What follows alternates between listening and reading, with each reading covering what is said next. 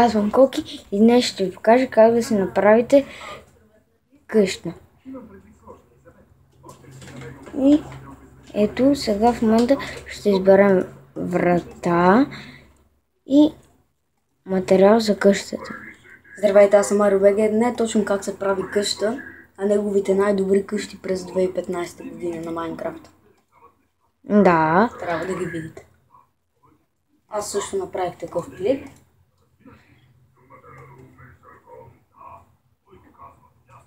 И избираме в момента материали за къщата. И сега ще започнем къщата. Тя ме опазва от много клипъри и ендермани също, защото е само 2 купчета височина плюс покрива, ако го броим, става 3. И ендерманите не влизат при мене, но да знае, че е доста широкичка. И в момента ще я построя, за да видите. И ето, че вече почнахме да я правим. Тя ме пази от много зомбите, клипъри и по-трудно са ме убивали.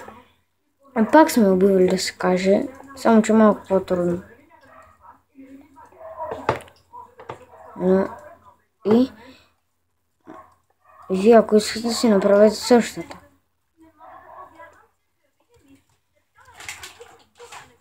Точно не я правя същата като предишната, защото беше много по-голяма и предишната и много по... и беше на 2 етажа, имаше ферма и барбекю. Но тази ще е по-малка, защото не искам да строя толкова много в момента. И затова ще направя малко по-малка къщата. И ще спълна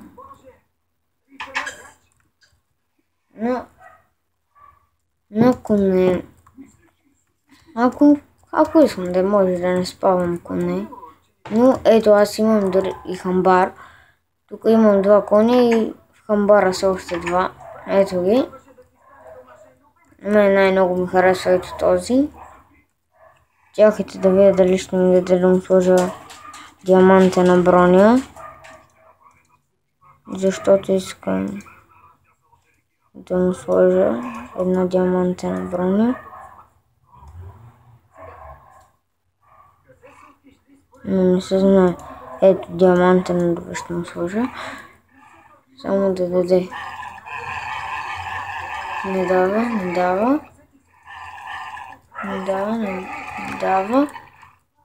Значи не дават. Не давате да ги яздим. Добре, аз съм ги вързал и мисля, че това е за днес. И нови срещи и може след време пак да си направим някаква къща, но по-голяма и по-хубава